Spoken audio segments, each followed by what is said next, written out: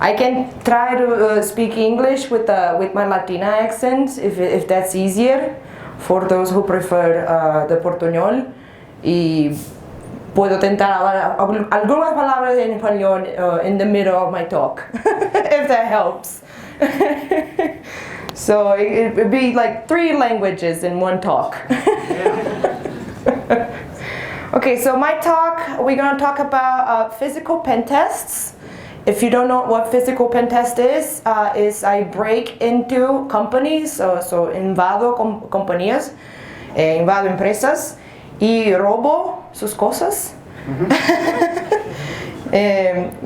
So I steal things from the companies, so I break and enter, steal, I spy, I sabotage, so I act like a criminal inside the company and get whatever the client needs me to get. Sometimes it's stealing, sometimes it's getting into the server room or the data center.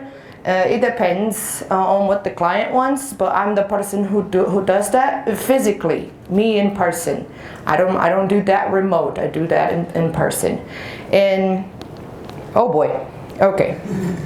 And I'm gonna tell a few stories of what I do today.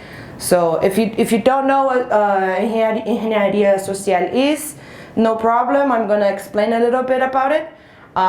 And I'm also going to tell a few stories of what I do in the physical pen test. So it's just about storytelling today. You just here to listen to me talk about stuff that I did and maybe judge me, or maybe, come to me and tell your company's weakest points so I can also go into your company. I don't know. But yes, so I'm Marina Chavata. For those who don't know me, I'm from Brazil. I live in Texas right now in the US, so I'm kind of your neighbor, but also I live in the US at the same time. I live in both countries. That's why I speak still Portuguese, because I live half the year in Brazil and I live half the year in the US with my husband, the dual core that he had the show last night. So we're married. I started as a journalist. Periodismo. You got it. My first graduation is in journalism, so it's not in cybersecurity, it's not in anything that's technical. I'm from the human side of technology, kinda. And I started as a journalist in a company that worked with cybersecurity, and I started producing content for them, like writing articles about hacking and cybersecurity. And they asked me to start organizing events for them in Brazil. So I traveled the whole country, traveled the whole Brazil, doing more than 500 events for them. I used to organize the biggest conference of hacking and cybersecurity back in Brazil, and that's how we met, because I hired him to go present at the conference. And because of that, I got to know a lot of hackers. Doing events, I would be the community manager, and I would get to know the people doing the workshops and the speakers as well. So I got to befriend a lot of them and learn about community and culture from them. And so I fell in love with hacking because of its people and its culture, not because of the technical side. And because of that, I also trained a lot of volunteers in the event from all areas of expertise. Some of the volunteers were not from the technical area as well. A few of them were from marketing and all kinds of stuff, and a few of them were from tech. So I learned to work with everyone and make everyone like hacking and cybersecurity as well. Because of that, because I was very good with people, I first heard about social engineer in one of the talks in the event, and I was like, oh my God, hacking, but people hacking. I don't have to know technical stuff to do that. Amazing, let's do that. So I got my first job as a physical pen tester because a friend of mine, he was working at the company, and he was technical, and a client asked him to do a physical pen test. But since he was technical, he was like, oh no, I hate people. I don't want to do that. So he came to me and asked if I could do it. He's like, oh, you're good with people. Could you go in there and do this? And I'm like, break and enter a company and steal stuff? Am I not gonna go to jail? He's like, no, it's good. It's good. It's all legal. You're not gonna go to jail. Like, hell yeah, that sounds fun. Let's do that. So that's how I got my first physical pen test job. And from then on, I kept doing physical pen tests. Like I'm doing it for 5-6 years. I can't remember, but I've been doing it for a lot of time now. And because of that, I also became an awareness instructor. So I get what I do in my job, and I teach people how I do it. I teach the company that I broke into how to fix everything that I found wrong, so a criminal don't go there and do the exact thing that I did and they don't get robbed. So I go there and I do it first, and I tell them how to fix it so they don't get robbed. That's how I'm out of jail. It's because I teach them how to fix it. And I produce content about it as well. If you want to check the content about social engineer, physical pen test, or just hacking culture in general, Marina Chavata is my handle. So at Marina Chavata, like Instagram or whatever you prefer. And I have now my own company that do physical pen test and social engineering and awareness as well. So I teach people how to better protect themselves in companies and campaigns. So I think you got it, right? That's me. So this was very important for me. When I was making content and producing content in the cybersecurity company, I thought that hacking was only technical and I could never do it. And I could only watch it from afar and not be a part of it. But then I read the Hacker Manifesto for one of my content assignments, and this part spoke very loudly to me. This is social engineer for me. This is my crime is that of curiosity. My crime is judging people by what they say and they think, not what they look like. My crime is that of outsmarting you, something that you will never forgive me for. This is social engineering right here. It doesn't have anything to do with technical side, just with the human side. So I'm gonna start telling the stories, and you're gonna probably think like, oh my gosh, she's awful. She's just evil. She's just robbing people and doing all these crazy things. Please remember, I'm a nice person. I love cute animals. I love kitty videos. I'm nice. I'm very nice. I'm not gonna steal you.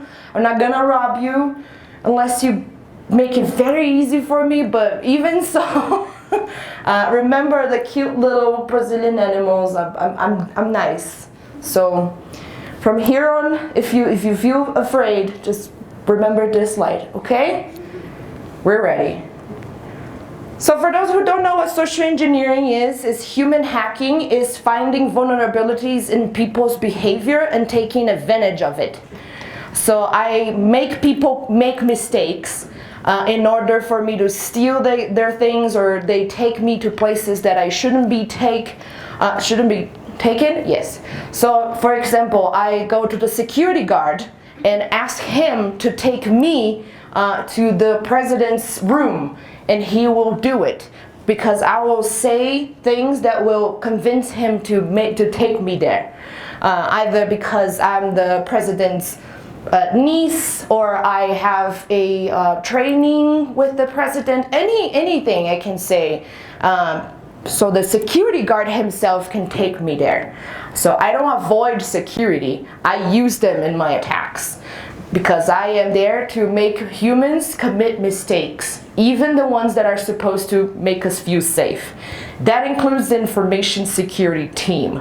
That includes the IT team as well. So anyone that's technical or not, you're all my target. So I'm there to understand how people behave and input commands because I know they're gonna give me a specific kind of response. Just like a machine. If you're coding or if you're developing something, you have commands, and if you input the commands, the machine will have a response for you. I have the same thing. So if I talk very fast, and if I, start losing my breath, and if I start gesticulating very fast, you're gonna get nervous with me, you're gonna get anxious. This is a command. This is a behavioral command. And if I, be very soft and very nice and do all these cutesy little things and smile a lot, you're gonna think I'm innocent and nice, and then I'm gonna rob you. So that's how social engineering works. I know the commands to the human behavior, and I take advantage of them to do whatever I need to do. So yes, I think it's cut, right? I don't think it's in the right position. Could you help me here real quick? There you go. That's better. It's okay? Yeah, that's better. Yeah, that works. Great, thank you. So some of my techniques for access, for getting inside the company, for breaking into the company. I use a lot of tailgating. In Portuguese, I call this carona, which is when someone is walking through the door and they leave the door open behind them. They do not close the door, or they hold the door for you. That's very common. We want to be nice. We want to be, polite with people. So if anyone comes running behind you when you're going through the door, you're like, oh yeah, no, you can go. And then that's me. You just let me in the company for me to steal everything inside. I use that a lot. Once I had a client, and the client made me very scared. He was like, oh, you're gonna go into the, to the rooftop. Not the rooftop, but you're gonna go to the board floor where the company board is. But the company board has their own security, their own personal security, and we do not have their contact. So you're gonna do that without being in touch with their security team. So that might be very dangerous for you. I was like, okay, that sounds fun still. So they were like, oh yeah, that's very dangerous, you gotta be careful, etc., etc. We have all this like access, security access points, we have cameras, we have, everything to keep you from getting there. And I got there just tailgating. It was the only technique that I used the entire invasion. So I was there, a complete stranger. I do not have the company's real badge. I had the fake badge, which I just found on LinkedIn. People post their badges on LinkedIn, and I just copy and paste them in like a hotel key, because they're like sturdy. So I just paste the sticker on top of a hotel key and put it around my neck, and it looks like I have a badge, but it doesn't work. So I only had that, and I saw a person going inside the company. So from the street to the parking lot, there was a gate with badge reading, and the employee went and badged themselves in, and I just walked behind them. Okay, I was already in the parking lot. Then from the parking lot, I had looked in Google Maps and saw that the building had a service corridor on the sideway of the building, on the side of the building, that they would use for, like carga descarga and workers and the people that do services in the building. So I knew that was there, and I saw there was a gate there. So I just waited for someone to badge themselves into the gate, and I just walked behind them, and there you go, from the parking lot to the service area. And the service areas usually give you access to the entire building. And that was true. Once I was in the corridor, I found the door for the fire escape stairs. So I went all the way up into the building, to the last floor. I thought, okay, the boardroom, important people, they probably want the best view in the company, probably the last floor, and that was right. And once I got there, for you to be able to get inside the building from the service stairs, from the fire escape stairs, it was another badge reading. So I just waited there for a couple minutes till someone, you know, went from the floor to the stairs, because it was getting close to lunchtime. What happens at lunchtime? The elevators get very busy. So people prefer to take the stairs to avoid the crowd from the elevators. So soon enough, someone opened the door and I got inside the floor. So third time tailgating. And once I was at the board's floor, since it was close to lunch, there was no one there. It was an empty floor. So I got to do anything I wanted. I sit on their chairs. I opened up their drawers. I messed around with the documents on their tables. I did everything, and I record everything and send to the client. And all of that took me 30 minutes. So from the street to the boardroom, as a complete stranger, with no privilege access, no badge, 30 minutes, only tailgating. That's how serious this problem is. People don't take tailgating seriously, and people like me take advantage of that. So if you're opening doors to people, or if you're not paying attention, if the door is closed behind you, I will find you. I will tailgate you inside your building. So don't be afraid to be a little, you know, unpolite if you have to, just like closing the door behind you. If there's someone's like, oh, can you hold the door for me? Sorry, I can't. You should go talk to the security if you need a badge. I can point you to where the security is, and there you go. You didn't let a stranger walk inside with you, but you're also not a jerk. You're also not an asshole, and you also help them to find a person that can, you know, make their life easier. That's how you don't fall to the tailgating problem. Services or entries or stairs, as I said, they're great for social engineers to get inside buildings and walk around the building, because those have access to a lot of places. Just as I said, the building had the stair that would take me to the boardroom. They take me to the president's area. The stairs take me pretty much everywhere. Stairs do not usually have cameras on it. A lot of them have no alarms on them as well. So if I get inside or get in, nothing's gonna happen to me. No one's gonna see me. So they are very, very good. And you have to find the people that know where every service access is, which is the firefighter. They know where every service access and fire escape and emergency routes are, and those are great for you to get inside places that you didn't even know existed inside a building, because they're not, you cannot see them on Google Maps or anything like that. So yes, firefighters usually take me to, where people do, where the workers come with like the constructions materials or anything.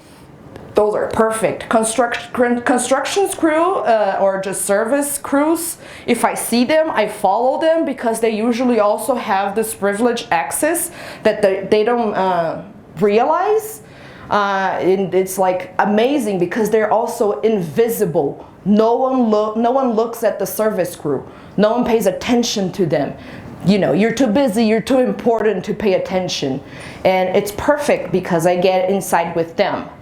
And from when I'm inside the company, it doesn't matter if I'm from their crew or not, because then I look the part. I have like a little blazer, I have my nice jeans on, so I don't look like the construction crew, but because I got inside with them through the service areas, I was invisible to the point that I was already inside. And then it's my own party there. Technical visits. In Brazil, when I do physical pen tests, some clients, they ask me to go there a few days earlier, just to know the place or get to know where I'm gonna attack. It depends on the client. Not every client does that, because some clients that do that, they don't want the access test. They don't want me to spend my time trying to get in. They want another threat model. They want to understand how a person from inside is a problem, or they want me to test a specific department. So they don't want me spending my time doing the access things. They want me already inside the building. And for that, we have the technical visits where I go there a few days before and I get to know the building, the area. They take me around, they show me places, you know, several reasons for that to happen. But what usually happens is, just like this building where some of us have to give our documents and then we have like a registry downstairs, that also happens in a lot of buildings in Brazil. And a lot of them keep using that data no matter the day. They don't erase you. And if you go back a year from the date, 2 days, a week, it doesn't matter. If you go back and you're like, oh yeah, I'm already registered, can you just let me in? A lot of them will just say yes, because you already had your registry. Co-workings, for example, this is extremely dangerous because I can be a guest from a company and I want to go break and enter into another company that's in the same building. Well, I will already have access to the building because they're gonna use my document or my registry that already exists, right? But Marina, they still have your documents. You're gonna get caught. Yeah, here's the thing. I got inside the building by using an invalid document. I do that a lot. I only do that everywhere I go. So the nasty truth is, a lot of the companies that do your registration don't actually check if your document is real or valid. So you can have any kind of document. You can have a fake document if you want. Chances are maybe you get caught, but honestly, by my experience, you won't. You will be able to get inside a building using just a fake or invalid document. And I do that a lot, so I know what I'm talking about. If I still don't want to use my already registered document, I can also make up a fake email. This works wonders. This works pretty much every time that I try to use it. What I do is I walk to the reception of the building. Usually they either have their email somewhere, the reception email, or the company's website has the reception email. Or if none of those are true, I will just walk to the receptionist and like, oh my God, I'm so late to this meeting. So sorry, did you got the email from the person of the company telling me I can go inside? And the person's like, no, I don't know you. And I'm like, oh my God, I cannot believe that they forgot to send you the email. You know what? It's their fault. Could you just tell me the reception email and I'll ask them to send you the email that you need to let me inside? And the person gives me the email. The receptionist gives me the email. So I step aside for 5 minutes. I create a fake Gmail, like my name dot the name of the company at gmail.com. I go to Google and I look for company logo.png, which is the one that with the transparent logo, and I copy that and paste on my email signature so it looks very official. If I want to go the extra mile, I go to like Instagram or Facebook and I find people who checked in the building, because people do that a lot. And someone that's using, you know, the company's badge in the picture or the uniform of the company, and I grab their picture and also put as my email picture as well. This is just an extra thing. I don't need to do that. It works without the picture, but it's fun, so I do it. And I sent a fake email to the reception like, oh hey, this is so-and-so from the department whatever. Or if I don't want to give any details, I also don't have to. But this person Marina is coming for a meeting at this time. Could you let her in? She's going to be out of the meeting around this period of time, which is usually when I finish my assignment. So please let her in, and once she needs to go out, please let her out. And I send the email. I wait for a little bit, and then I go back. Hi, I'm so sorry. I just called them. They said that they finally sent the email. Could you just check? They're a bit slow. So, I just want to make sure everything worked out. And the person's like, oh yeah, I got the email. You're good to go. And they let me in. This works with 95% of the times that I used it. It's very rare that it doesn't work. And now you also know that. The fake badge, as I said, a lot of people post their pictures of their badges, and I love that. LinkedIn is amazing for that. I have a folder in my computer with every badge you can imagine from every company you can think of. Because people just post, oh no, but our badge has like a specific QR code that, you need that QR code to get inside the company. So it doesn't matter if your badge looks like ours because we need the QR code. Well, guess what? If the person posts a picture of the QR code, then I have the QR code too. I don't, it works. It's the same with like keys, for example. A lot of people post pictures of keys, and you can easily fake a key. You can easily clone a key if you have the picture of the key. So it's kind of the same logic with the badge. If I want to go the extra mile, I can go and clone the badge. I can visit the company a few days before with my little Proxmark. And, I can have like a little smoke outside with someone that also is smoking, and I can get very close to them and ask for the lighter and, crack a few jokes. And there you go, I cloned the badge. I don't usually do it because I don't need it. The fake badge, just like the printed badge on the hotel key card already works fine. But, that's the extra mile that I sometimes do. Conflict and problem solving. We are people that hate conflict. At least back in Brazil, we hate conflict.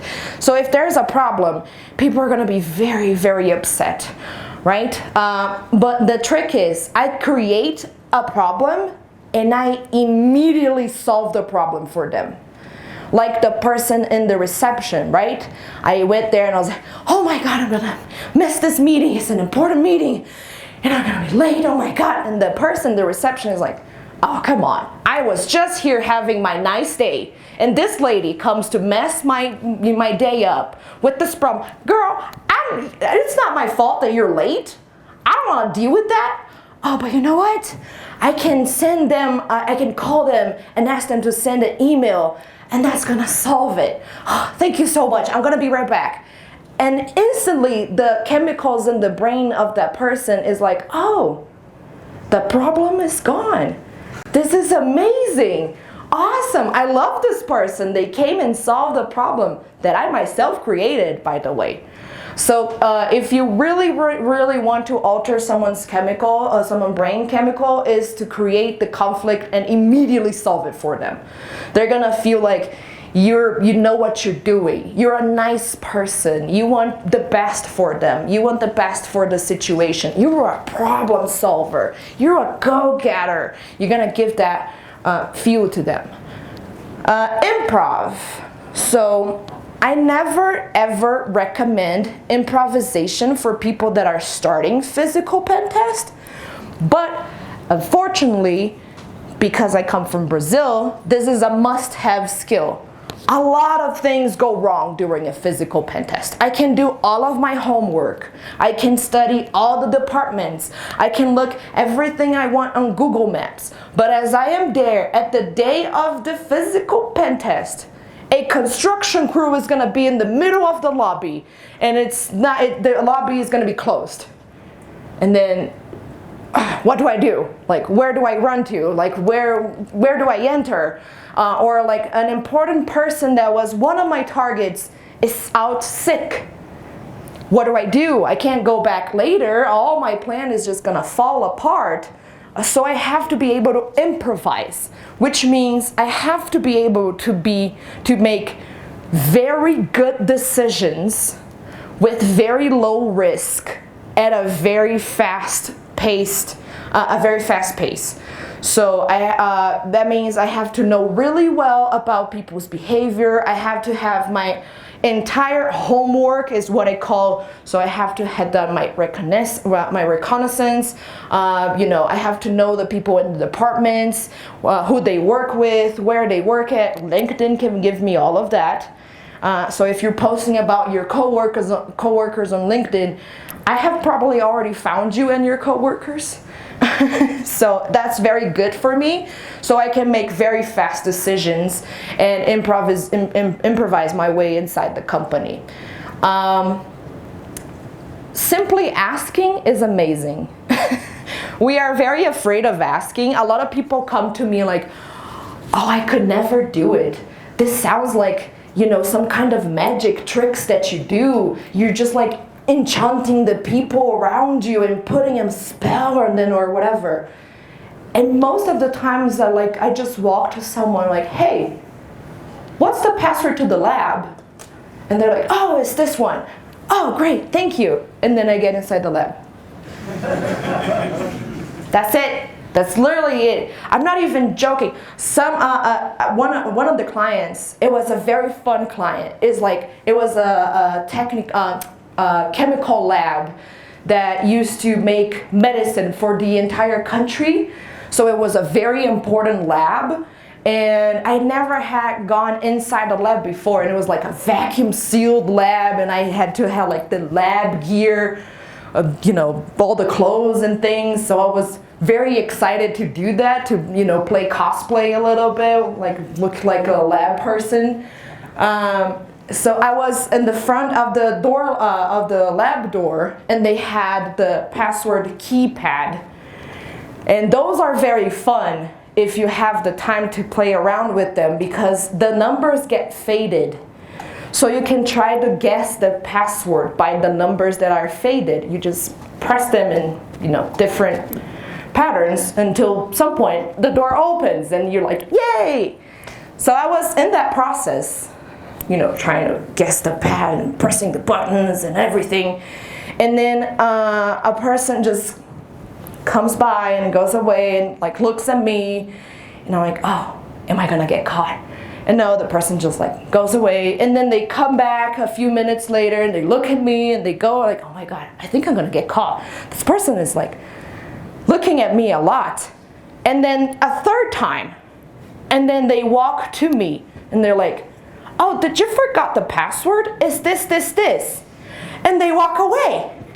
And I'm like, shit! I wanted to guess the password. I did not want someone just come here and tell me the password. But it happens. A lot of people do that. A lot of people. It would really scare you. Like in your building apartment, in your company, in your mom's building apartment where people you love live. A lot of people do that. And it's very dangerous. For obvious reasons. So did someone call IT? I love this one. Really, really love. This is one of my favorites. I just knock on the door, at any department. It doesn't matter. The entire world, at any given point in time, has called the IT for some really dumb stuff.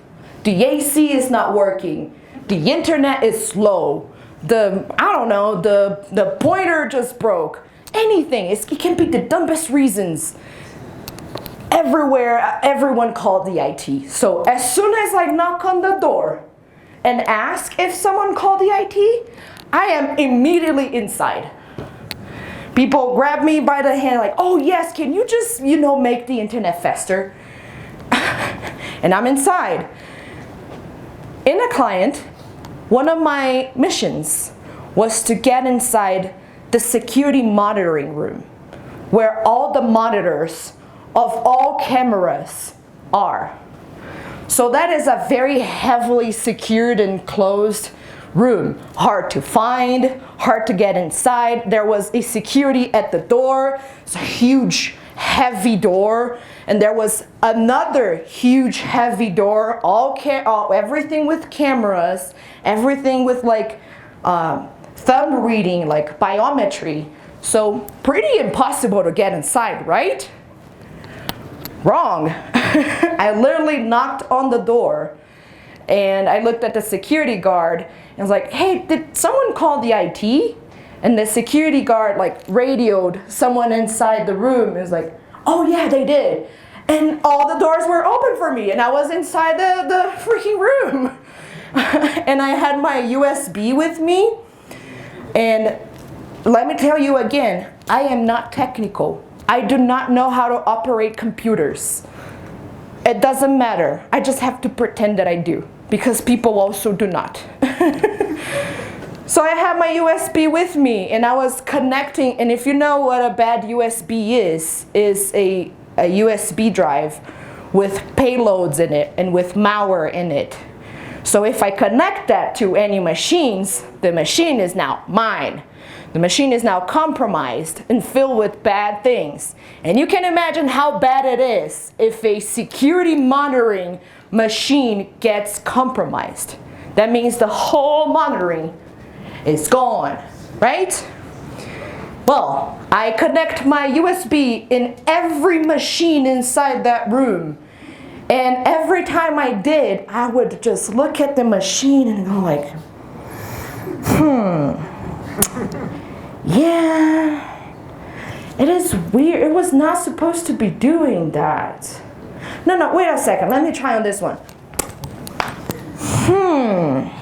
Yeah, I don't know. You know what? I think I'm gonna have to step outside and call my manager. And if you work with security, you know that if an invader like myself can step outside and make a call to anyone, that is a very big problem, because it means I'm communicating with my fellow criminals.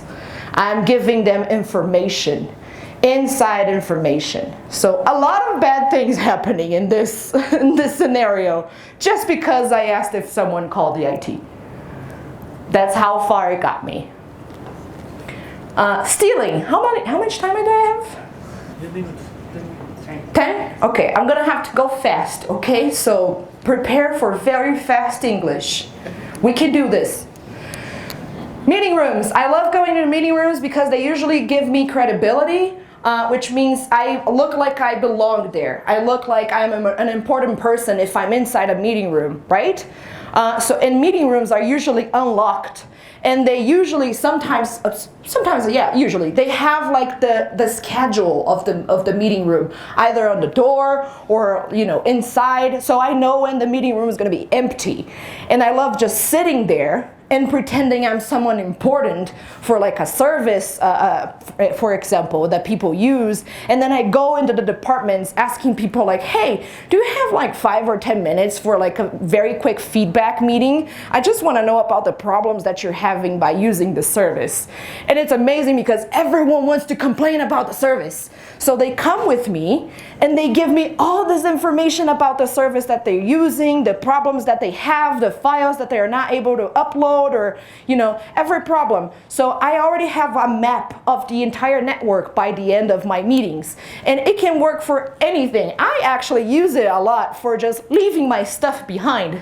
I don't have anywhere to put my backpack and my gadgets, so I usually go inside a meeting room and I use it for storage, but I can use it for anything else actually. Common areas. It's amazing to see how many people use common areas to just exchange important information and just leave their stuff behind. Once I walked on a product launching meeting with everything on screen, the codes, the marketing research, the everything. And I just recorded the entire meeting, and I was not like trying to, look sneaky or anything. I was recording like standing up in the common area, and I sent it to the security team, and the security team freaked out because it was a very important meeting, and they didn't even know that the meeting was happening that day, and it was in the middle of the kitchen area. Why? We will never know. Document cabinets. I love that people put very important documents in cabinets and don't lock them. I don't get it. Why do we have the cabinet then?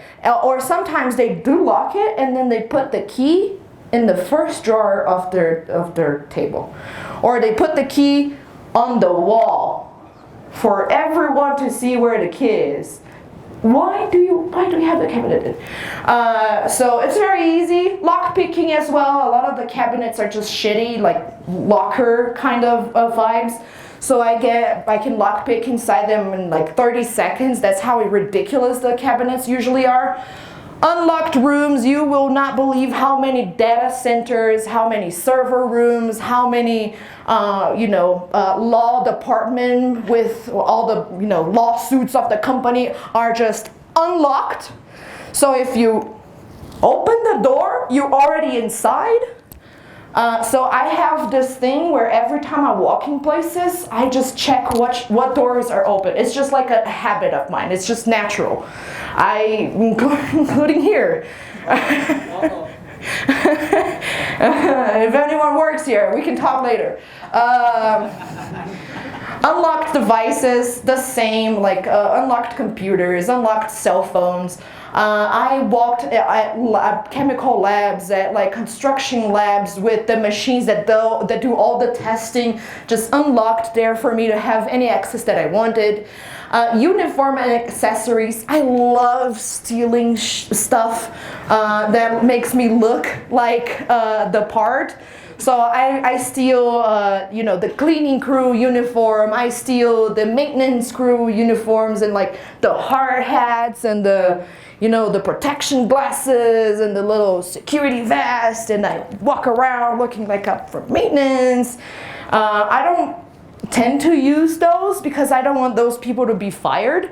I don't want the cleaning crew to be fired. I just steal them and I show me stealing them, and I usually just go to the client at the end of the day and I just keep pulling disguises from my backpack and I just give back to the client like, hey, this is, everything that I stole here for you.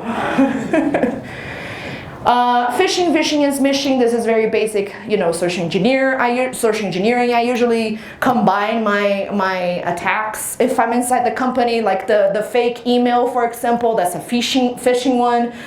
If I have to call someone pretending I'm, from a very official place, like, hey, do you see this person just lying around the lobby? Could you let her in, please? And that's me calling. The killer is inside the house. Smishing in the same logic. Bad USB, as we talked about. I have my little pen drive, I have my USB, and I go around just like booping into machines everywhere I go. Woo, I'm talking very fast. Manipulation, so I build a lot of rapport. Rapport is what we call when you have like that connection with the person the first time you meet each other. Like you have a nice smile and you have a nice attitude and they immediately like you. That's perfect. You have now shown me empathy and I will use that on my benefit. This client, I was also there for cloning their badges, and I was in the smoking lounge, and a lot of people from different companies were there as well that were not my targets, so it was very hard to find a target from that company. And when I finally found her, she was just like very to her own, so it was kind of a hard person to approach, but I had my fly open. That was unintentional. But she saw that because I was approaching her to ask for the lighter, and she saw my fly open, and she was like, "Oh, girl, your fly is open." I'm like, "Oh my God, oh my God, it's one of those days, right?" And then she laughed, and she's like, "Oh yeah, it sure is, girl." I'm like, empathy, you are now mine. Okay, so now I approached her. And I had my Proxmart, and I immediately went with my hand to her badge, like, "Oh my God, your badge looks so well taken care of. Mine looks like shit." And there you go, I cloned her badge. That's how I cloned the badge, with empathy. I divide and conquer. I usually wait for lunchtime or just like after hours, because that's usually when the unfortunate souls are left behind. like the, the interns or just people working like a lot. So they're alone and they don't have time to check with anyone else. So they're a perfect target. I want to isolate my victim so they don't confirm what I'm telling them to anyone else. This also works with all kinds of scams, actually. So you want the person to not have the time to check if the information is real. I build credibility, as we talked about. I have to speak the same language, so I try to listen to how people are talking. Important lingo on the day-to-day life. Common areas are great for that, and I repeat the exact same way that they're talking. So they can believe that I belong there. Reconnaissance, that's the homework part, doing the OSINT, going into social media, seeing where everyone works, what they do, asking for help. So what I said about the simply asking, if you want people to really give you information, all you have to do is ask for their help and look like you're lost. Oh, I'm so sorry, it's like my first day. Could you just help me real quick, like by giving me a computer or taking me to IT so I can like get my computer and get, network access and everything? And person, oh yeah, for sure. Like I also had my first day, so I know how that is. Yeah, people want to save you. They want to be nice. So, the savior complex really helps here.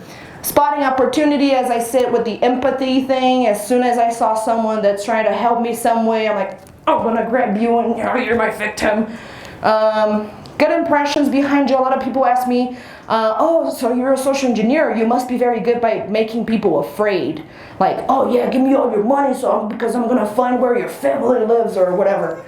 That's very bad. That's like a very huge red flag. I do not want someone to think I'm bad. I want someone to think of me as someone good and then forget about me. Because we always remember the bad things. You are very hard on yourself because you remember all the embarrassing moments of your life. You remember when you were scared, but can you remember every time you were happy? You can't. That hits very hard because that's true. So I want to be the happiness you forget. I want to be in that spectrum where you don't actually remember me. You just have a nice feeling about it. That's pretty much it. How can you catch me is by being suspicious and cautious.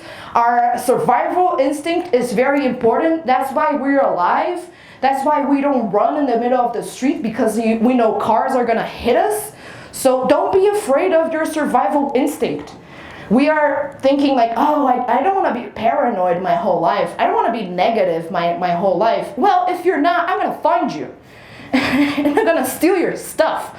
You don't have to be crazy paranoid. You just have to have a healthy amount of knowing your worth and knowing how to better protect yourself. That's it. You don't want to die. You don't want to get robbed. You don't want to, get yourself in a bad situation. So if you're suspicious and cautious, you will probably get me.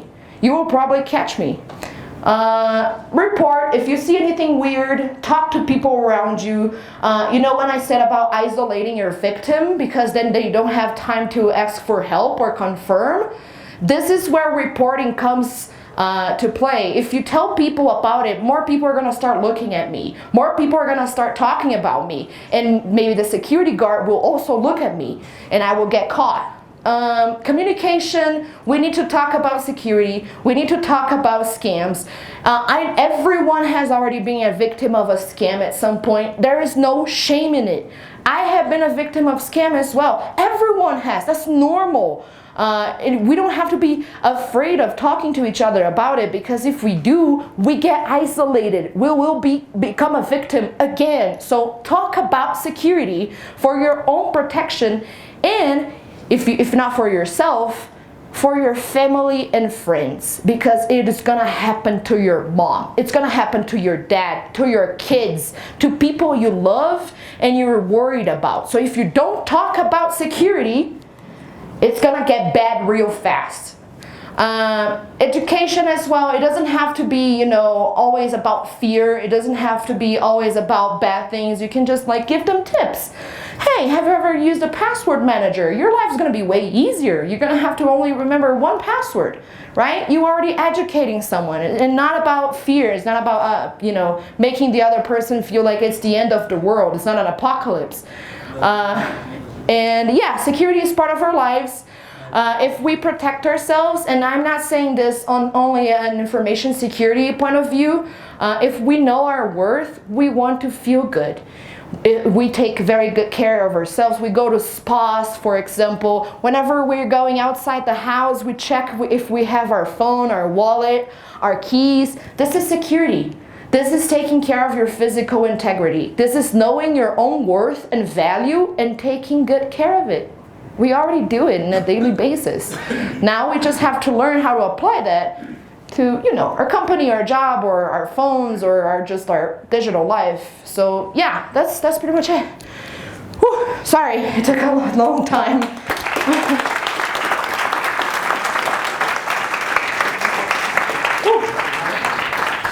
And I ripped the thing.